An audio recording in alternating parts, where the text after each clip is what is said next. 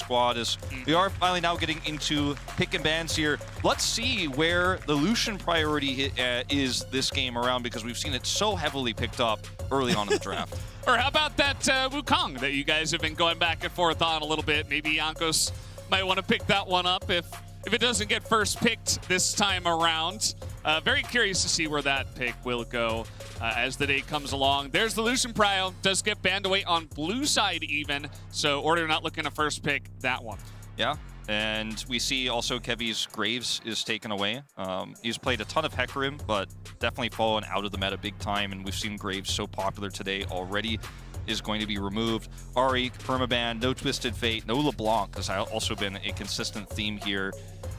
See what the first pick priority is going to be for Order, as the Diana is also taken away. Another one of Kevy's favorite picks here in the meta. As, yeah, Kale, not going to be the pick.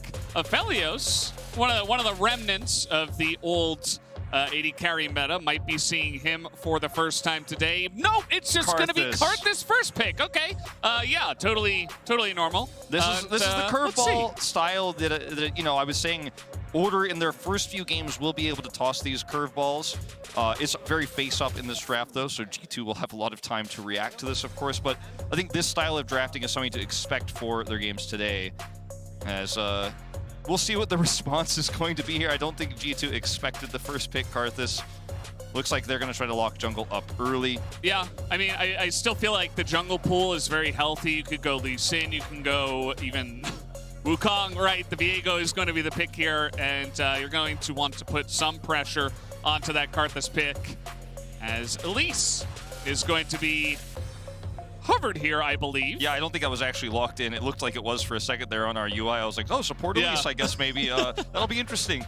But no, will be the Aphelios coming through, and they're going to give the Elise hover back. Now, this is the Evelyn pick that was being discussed on the desk. You know, looking back at the stats, was banned almost every single game that Order played against, because Kevy's Evelyn is so good. You very rarely get the opportunity to, in fact, see it.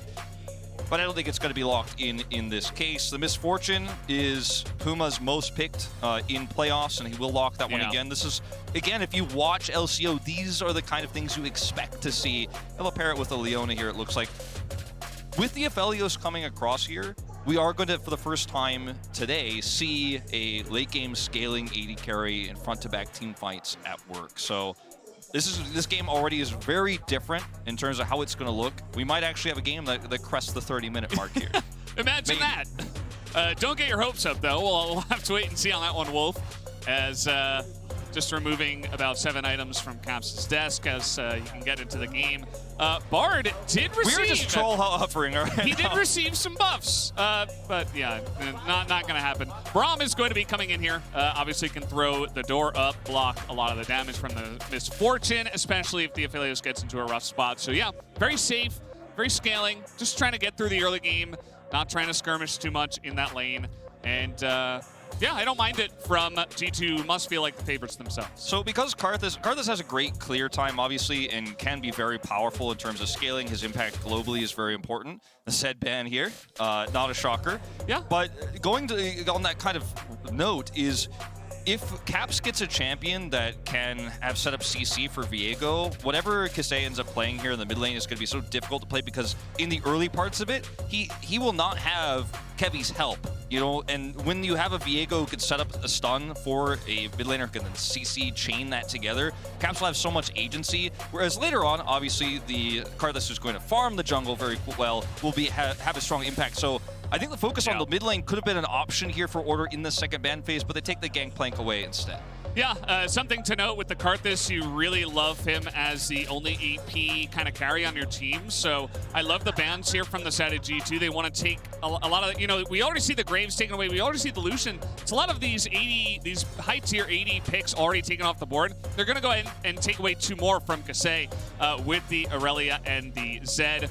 And that means he might need to dig a little bit deeper into his champion pool, something AD to help Karthus just be able to be the only magic damage dealer on his team. That's a really good call. And Zoe is some of that CC I was talking about, the setup for Viego, the burst damage she has and the pick potential against a jungler that is not very survivable, against a Misfortune that, you know, is not going to be helped with the composition just yet at surviving and avoiding these bubbles. You know, the Leona feels a bit of a kind of an awkward pick with the composition they've put together so far. Very strong for 2v2s, but in terms of moving around the map can be very difficult.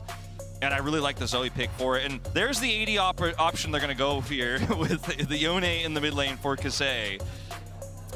Yeah, you know, we were asked what statues we wanted to put here on the desk for our first cast, the LEC studio. We went with the Yasuo. You know, maybe we should have looked at that Yone, but that's neither here nor there. As we are going to see Nasus hovered at the end here, but you know, it has been chosen, I believe, by this team at least once in the support role. Lots of fun hovers in this first game between these two. Yes. The Aatrox actually goes so well with this draft, though, I think, for Order here, because they can win mid-game fights so extremely well. If they can control that part of the game, then the late-game Karthus comes through. He's going to have that ultimate that's going to hit the entire team. Scrappy fights around Rift Herald, second, third Drake fights, where Order can really hit big spikes. The Fiora response here for Broken Blade, definitely a really exciting one because it does give G2 opportunities to slow the game down in the later parts. The side laning he can put off is going to be so frustrating to deal with here. And getting into if he runs into the Karthus just can't compete. He doesn't have any tank stats really, so he can't really make an impact to help out, whereas Jankos has so much agency in both top and mid lanes here with the Zoe and the Fiora. So the early game is going to be so difficult here for Order outside of 5v5 team fights. But in the laning phase, I think G2 has such a massive advantage. I would totally agree. I'm very glad that you put a lot of focus onto that jungle matchup because, you know, it was very face up from Order. They're like, no, we're just going to, you know, Kevy's just going to farm. He's just going to sit there on the Karthus and hopefully he can make the late game. And then they're like, well, Jankos, maybe he just gets to rule the Rift on the Viego and we don't get to see any of that scaling at all. So very curious to see how this game is going to come through with that in mind. Yeah, I definitely favor G2's draft here, but explosive team fights and some of those mid-game skirmishes is going to be the name of the game for Order. It's going to be how they have to win this, and it's going to be about execution. Again, nerves clearly don't seem to be an issue for Order with those hovers we were seeing. It feels like definitely channeling a little bit of the energy we saw from Pentanet GG last year. Yeah, I mean, that's the best way to get into it, right? You just want to be a little bit just having fun, you know, relaxed. You want to try to get into it in that manner. As let's see how this one is going to go. I think this is a very exciting matchup. Will we see an early upset? How good are G2 really? Can they prove it here in this first game? I don't think there are any nerves, you know. I'm feeling like personally, you know, the narrative we do sometimes as casters, we're like, oh, it's their first international event. Like, they could be nervous. There's a crowd. No, I don't think so. I'm just not feeling that right now. All right. Well, this is going to be a fun one. Whenever you get the Yone game, you know, a little bit of Aatrox, it does feel like the potential for things to go very wrong for G2 is high if things start off very well for Order, and if they end up winning that first Rift Herald fight, for example, that's one way that this game goes off the rails. But we will have to wait and see. Like, I don't want to predict how this game is going to go because the volatility of Order's comp is very high. Let's just say. No, that's that's very true, very apparent, and. You know, no Alistair this time around. No flash onto the two of them. I think this bottom lane can be very relaxed and perhaps even a little bit sleepy. We'll have to wait and see if I think Flagon and Targamas want to put on any pressure at all. Otherwise, maybe not. But guys, don't forget to grab your exclusive Scare Prize Prime Gaming emote so you can strut when you flash in and turn a fight. Definitely a very nice emote. Big fan myself. Yep. Karthus is one of those jungle picks that in pro play does kind of come up every now and then, but it's usually not from your tournament favorite teams. It's also one of those solo queue champions that if you want to ride through solo queue, a lot of famous streamers like to play this pick. Not one that you see in a match like this very often, and one that I don't think we'll necessarily see from Kevy going forward in this group. They did it very face up. And we've talked about the strengths of it. Obviously, it's clear time is the one that you're going to see. If you look at the CS numbers between Kevy and Jankos, he's going to have an advantage throughout all of this early game, and that's just the point of Karthus. He clears insanely fast. We watch it. But he isn't going to be a gank powerhouse in the early parts, and that's where things can go very awry in these solo lanes. So I think that is going to be the focal point for Jankos, is abuse Kasei, abuse Biopanther, if possible, look for those ganks. Bubble, yeah, comes in. He's totally fine. Exhaust being held right now by Caps. Just kind of laughing at Kasei. And yeah, as you mentioned, you know, Yanku's still dealing with his own jungle here. It's going to take him a while to catch up. And this is going to be the name of the game. But I think after, you know, one clear at least, maybe 1.5, 2 clears, he should begin to get a bit active on this map. Really loved the holding of the Fiora counter pick as well for Broken Blade up in the top side. Maybe even expecting the Aatrox to come in, just looking for even more of that 80 damage on the side of Order with the composition with the Karthus. And yeah, should be having a pretty fun time on this one, although we do see Kevy just hovering around the top side of the map. Yeah, I mean, he's not going to be able to battle very well into the Fiora, but the slow he'll be able to put down is actually massive into Fiora. And when Fiora is alone here without Jankos' help, I think there is some kill potential here. There's the slow. Yeah, he'll just dash away, and actually just going to repost that one. So Broken Blade, I believe, took about negative damage from that trade, and now he's going in on Biopanther. Really able to get that weak spot as Kevy's still hanging around. Nice knock up to really shore up the trade, otherwise not would have looked too good for the side of Order, and Kevy comes up here and helps push to get Biopanther out of this lane. Broken Blade knows exactly what he's doing, though. He's trying to keep Kevy here for longer, take away his farming time, and he knows that if he can bait a few more of these fights or a few more of these engages from the Aatrox, they can actually then turn it, because Jankos is pathing towards the top side here. Order stay, or realizes rather, don't stay too long, back away. But that was really well played from Broken Blade. He could just catch the wave there under turret at no cost to him. And notice that even though it is a 0-0 game here, G2 have a massive hope. And this is a lot based on the CS numbers in the solo lanes. So now, level 3 Braum, Targamas, he is here. With Kevy coming in from the top side to the bottom side, you should expect him to just come into his own jungle as the wall is going to spot him out. Kevy throws the thumbs up, kind of almost expecting it himself. And he should be fine, although he will lose some of these chickens. Yeah, be unfortunate for Kevy here. And they're really making Kevy's life frustrating right now. He had a nice lead early, as you always do, and he still holds that CS advantage, but some of his jungle is being taken away. And it's the jungle matchup we talked about that's so difficult to play for the Karthus when there's so much explosive power in the Viego early. And solo laners can't really try to push advantages here because of that jungle threat from Jankos. They can't track where he is. And I think that's reflected in the CS numbers you see in both solo lanes. Like, Broken Blade is more than double the CS of Biopanther. Another great riposte from him. Uh-oh. Bit of damage coming in, and that's the smite on top of it. First blood. Caps able to close the door early in this matchup. And that's going to be a whole wave that's crashed into this turret as well. Really unfortunate for Kasei, is going to lose out. Does have the teleport. We often see Yones take Ignite in a lot of different matchups to have that kill pressure. Luckily for him, he has the teleport, so won't lose too much of this, but it is pretty significant. G2 in these solo lanes, so much power.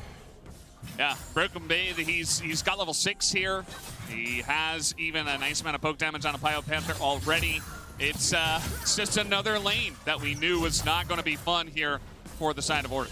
Yeah, it's not fun, and you know, the power of the Viego into the Karthus means that you can push your advantage so extremely hard in these solo lanes. Even the bottom side here, a bit of trouble for Puma and Corporal. We'll take a look at this kill from Caps once again. Has the Chilling Smite picked up here, but he just gets over the minions, hits the Trouble Bubble, and despite the dash attempt here, Kisei cannot get away.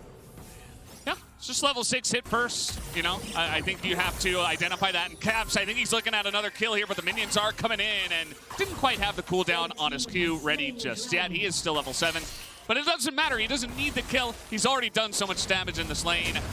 As you see, Corporal will just hop away with the plant. You feel the dominoes already beginning to fall a bit here. If Kevy was playing a jungler that has the ability to kind of assist and help out in these moments, Caps wouldn't be able to play like that. That's a nice trade, actually, as the ult comes out from Broken Blade, but it's a bit too little too late.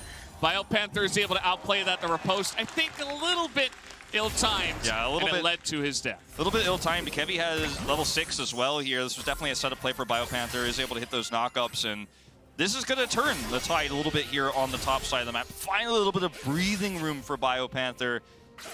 Getting that kill on the Broken Blade, does not have teleport. Wave going to crash through. And now, you know, it opens up the map a little bit here for Order.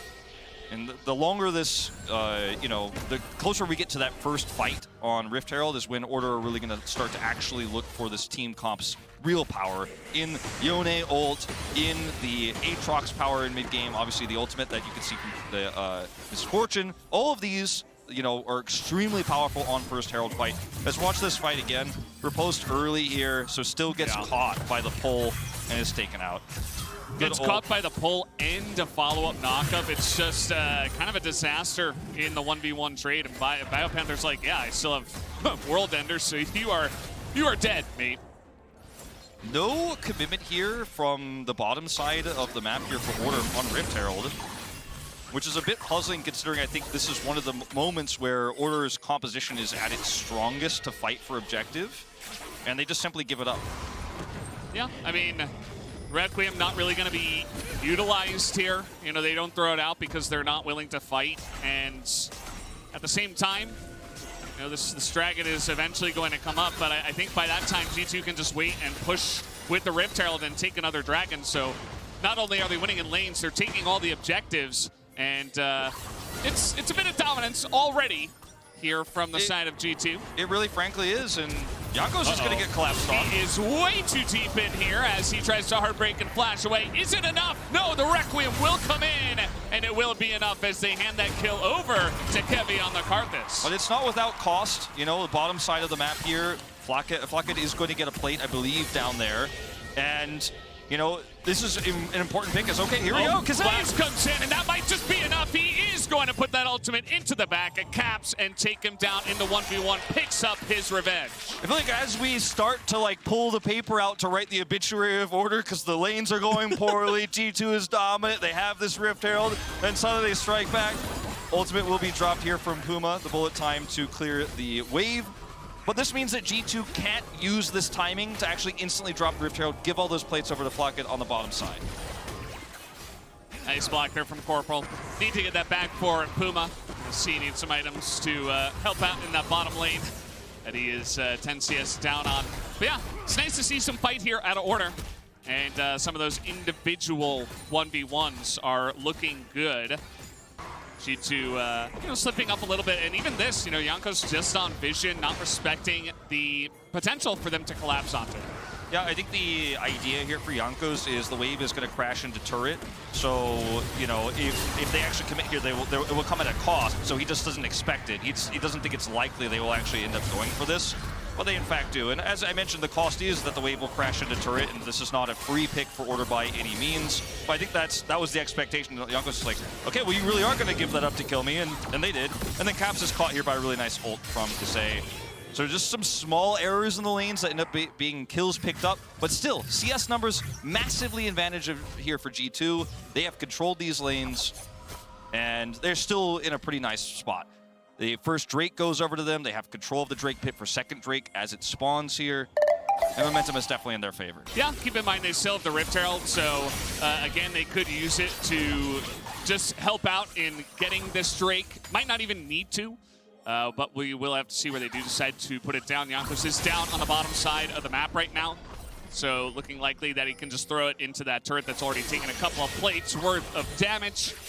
And just get that in. We do have the Everfrost complete now for Caps, so he should be a lot safer in terms of, you know, not taking a turret shot and then just dying 1v1. So that is a nice little benefit to him. Here's going to be the Rift Herald value. They give a lot of that over to Flocket, as he is going to be just loving it here on the Aphelios. Yeah, not a lot of action for him so far, but he's very far ahead. Yeah, he really is. And it's going to be, it looks like, potentially an extra charge here. They're going to commit the bullet time to prevent that.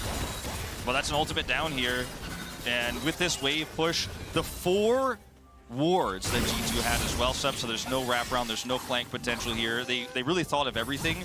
There's just not a lot of opportunities for Order to punish this. We got Kevy coming in from behind. Broken Blade trying to get on in here to BioPanther as he is trying to hit those weak spots. He's got the healing, but he will be forced to flash over the wall anyway. And of course, with Kevy on the top side, G2 say thank you for the Drake. I really appreciate how Order tried to play this because they know there's absolutely no way that they can make a Drake play here with the bottom push, with all the warding and the positioning there of Jankos. So they decided to send Kevy topside here, but Broken Blade flashes over the big wall. He's totally fine. Fiora is very mobile in these types of situations. They're going to commit even harder here on topside, but the wraparound is real. This actually could be punished by G2. You see the rotation up from Targamas right now. And I think Order realized, okay, this is all we're going to get. A few plates do go down, though. Yeah, getting some value here for BioPanther. Again, a very experienced player in this roster. He was able to win in the 1v1 on this very difficult matchup, so allowing him to potentially be a win condition as the game goes along a little bit here in the mid game should be pretty fun to see if they can make that happen. As you see Order, you know, they're still waiting for their first couple of items. The Yone here, Kasei. We also have BioPanther. The two of them not on a mythic just yet. So I think, as you're mentioning, you know, don't even fight over that second Drake. Just wait for the next one. Wait for the next big objective fight, and then we'll be ready to go. And the thing about this comp is that these solo laners are so strong in skirmishes around these Drakes, but when they are this far behind because of the jungle matchup, they just don't want to take those fights, even though their comp is based upon them doing so. So, like, Order is kind of trapped between a rock and a hard place here. And the 2,000 gold lead, I think, hold that thought. Jankos there, he's going very, very deep, has the heartbreak out of there. As you see, Order's trying to get in, but Corporal takes a big hit from the side of G2. As the Zoe hits him with the paddle star. Now Caps is looking for a bit more. Wants to get that execution onto Kasei, and he will be able to pick that one up just in time for the second Rift Herald. G2 with a big team fight win. Yeah, it's massive here. A lot of extra gold going in their pockets. They had the choke point controlled. And like I said, you know, Order want to be able to take these fights around the Aatrox, around the Yone ult, but they just cannot do so when they have no vision, no control over the map. These waves in these soul lanes are losing Order this game very rapidly. It's interesting also to see Puma is going for the Kraken Slayer build here. It's more common in our region to see the Eclipse as Corporal once again going to take a huge chunk of damage. Broken Blade, once again, just has a turret to hide under, so he feels very confident. I don't know what Broken Blade said to Kevy, but, like, this is just not fair at this point. This is like the third or fourth time he's come to gank this lane, but the ultimate is going to be procced here from Broken Blade. He's just surviving, just trying to delay as much time as possible. And yes, Order will pick up the kill. However, but at what cost? Yeah, I mean, Broken Blade is happy to try to escape down there. This time he dies, but the end result is the same because they drop a Rift Herald. So the cross map is better for G2. Yes, you did end up getting an extra wave to crash through, and BioPanther may actually be able to take that turret out. This is going to be another Rift Herald charge here. G2 are trading up in these exchanges. Look at how healthy this bottom turret is. It was not even touched, so it takes so long, and they could just escort this Herald further down, force a bigger reaction here from Order. And this leads to more vision control in the jungle. And it's just a compounding problem here for Order. And the first pick, Karthus, I think is really the biggest problem that we kind of have to zoom in on because he's trying to get on in here. Flackett's all alone, has to flash over the wall. He's going really deep for this one. He will pick up the kill and hop straight back as Kasei able to scoop up some of those kills that you wouldn't necessarily expect. I think he's playing this Yone very mechanically solid today. Yeah. He's going to need more than these isolated kills, though. You know, he needs to have a big ultimate in an upcoming team fight for the soul point. Dude, Puma, he's got the Nikes on today. This is kind of crazy. He's dodging everything, and now trying to go a bit forward. Kevy looking for that extra damage, but not quite going to get him in Requiem range. That will be just a nice setup from Puma's Caps and Targamas. We're really trying to get that one going. So Flacada is respawned now. Drake is up in 60. Kasei, flashless and ultless. These are two tools that he would so desperately want to prevent this soul point from going over to G2. Now, this is the trade-off. You get a pick onto the AD carry, get a bit of extra gold in your pocket, which you so desperately need because you don't have your Mythic online yet. But the trade-off is now your biggest team fight tool with the Aatrox and these mid-game fights. We talked about how this comp is good at that. You don't have it. Now you don't have your jungler either. Yeah, okay, goodbye, Karthus. You see, he is not going to elect to use the Requiem, and he will come up here in 25 seconds, but he will not be available for this Dragon fight. So, suppose he could Requiem when he does come back, but you can see that the amount of siege that G2 have as well, with just even Zoe and Aphelios from ahead, is enough to just control so much of this mid lane. Look at the vision. And they're going to take this Dragon as well for free. It's actually quite insane, as Dragon is taken for free. It's a lot of damage into Kasei, but it's a nice little bait, and they bit the bait there as now the Requiem comes in. Caps is also going to go down. That's a couple of kills under the belt here of Order, just like that. It's extremely greedy from G2 to push that far into all the CC and the setup there with the Leona, obviously, and the Yone. But the vision control that's set up down here on the bottom side is actually just quite insane. You can see all the wards here for G2 on the bottom side of the map. So they feel very comfortable just pushing down bottom side and going for the Drake solo for Jankos. And these tradebacks have made the gold lead a little bit shrunken, right? Order has the kill advantage right now, and this will lead to a mid-turret take. But these champions are starting to lose their power spikes, right? They're going to fall off in the later parts of the game, and that's the bigger concern. If the Yone ults had been big to lead to Order controlling Drakes and having, if they were the ones who were holding 3 Drakes right now, we wouldn't be talking as much about how this composition scales later on. But because they're the ones who are facing Soul Point, they're on a big clock right now, and the time is ticking down very fast.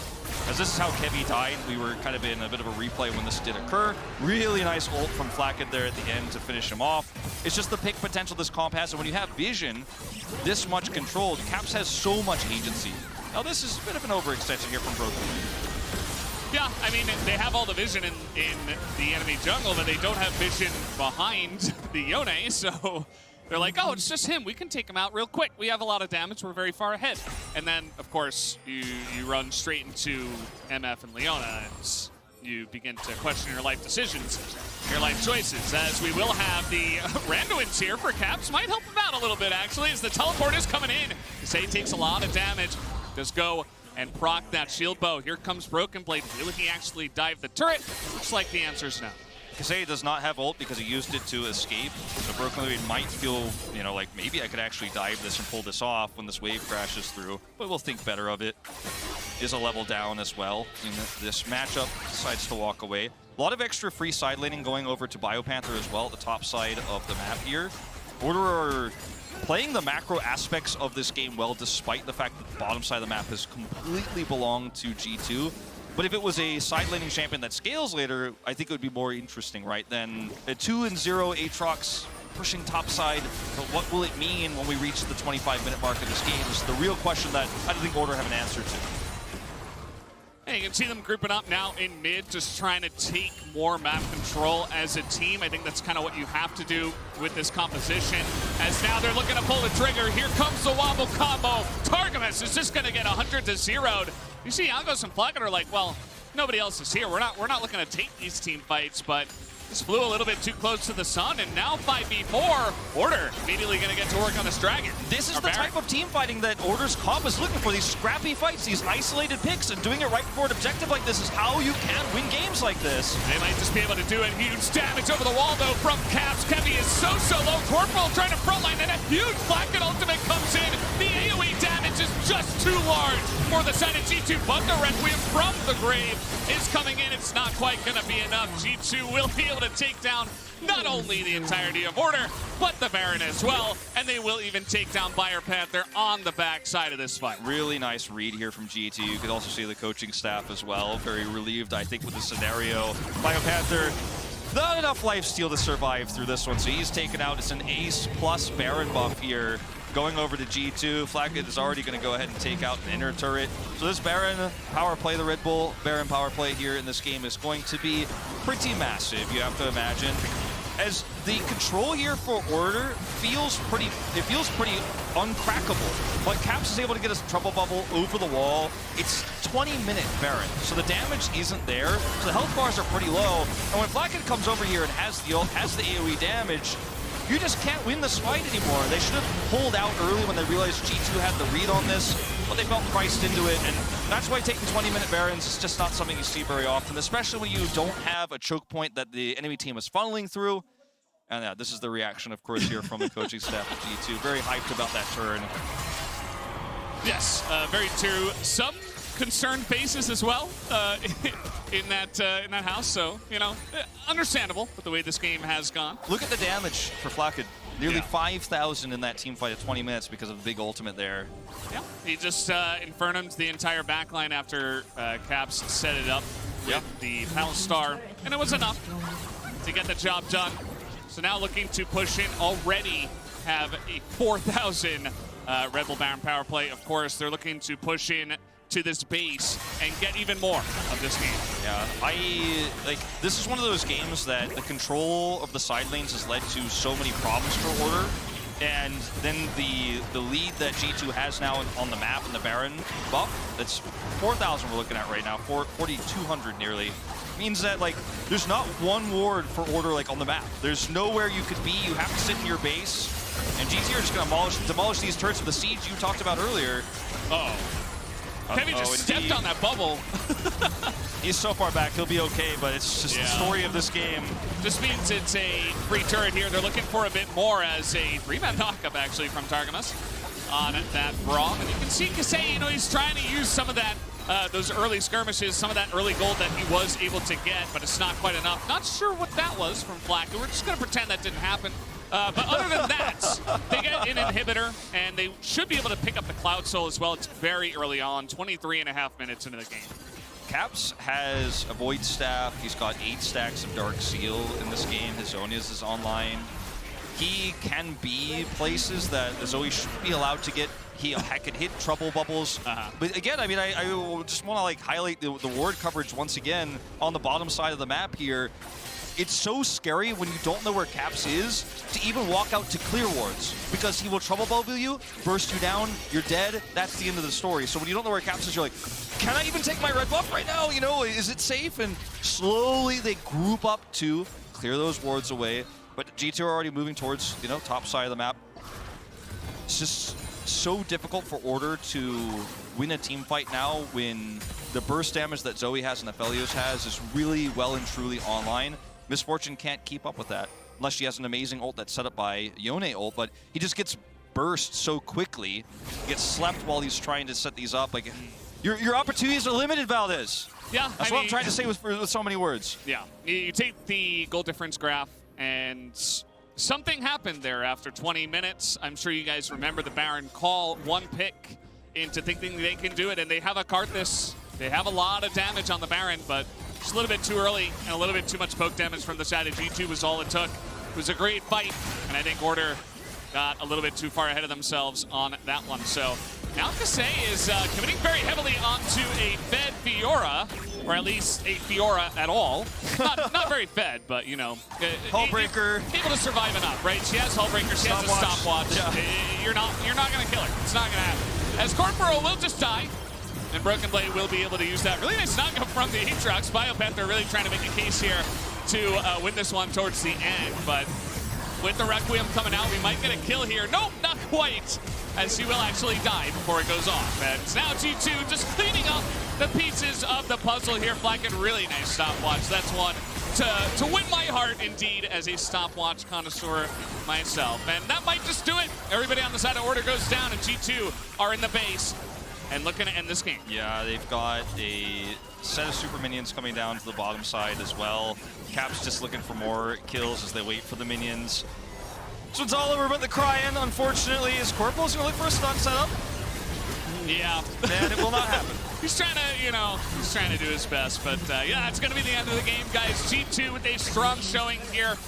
Not the cleanest game, but they got it done in swift fashion. About a 27-minute game once again, as Caps with a star performance on the Zoe this time around. And the Viego pick has always been a staple of the LEC. I think it was more popular in the LEC than other regions for a long time, and obviously it took off in the LCK in particular later on.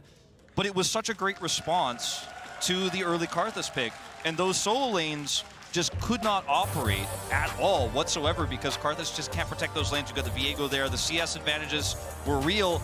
And the kills that we did see, unfortunately, from Kasei were not at impactful moments. They were not at moments that could lead to advantages, except the Baron they attempted but then failed. And you could see the ideas behind the composition, but I think G2 just reacted so well. And they had the better draft. They outplayed them through the mid-game. Vision control was real, and this is a great sign. I think if you're EG watching this game, you were hoping you were going to maybe see some weak points, but not in this first one. I don't think G2 showed any problems whatsoever. Yeah, generally not, outside of some of the skirmishes, some of the 1v1s, but as you very correctly mentioned, it wasn't enough. You know, you can win a couple of 1v1s, but that's not going to win you the game at the end of the day.